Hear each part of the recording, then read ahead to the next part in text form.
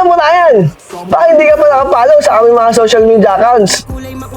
Like and follow lang para laging updated sa aming mga ina-upload na mga tutorials araw-araw. Maasa mo na yan! Metallic gray ba ang hanap nyo katulad nito? Panoorin ang buong video para malaman ang proseso kung paano ito nakuha at kung paano ito na-achieve. Pagkatapos ko siyang lihain ng 100 grit hanggang 800 grit, pinunturahan ko naman siya ngayon ng 2K04 ng Samurai Paint. Matapos ko siyang lihain ulit, isinunod ko naman ang 109 A flat black.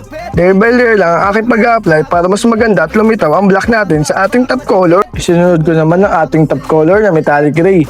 Layer by layer lang ang aking pag-apply at mist coating lang ang ginawa ko. Para naman sa proteksyon ng ating pintura, ginamitan ko siya ng 128A clear para mas flat at mas maganda ang magiging outcome.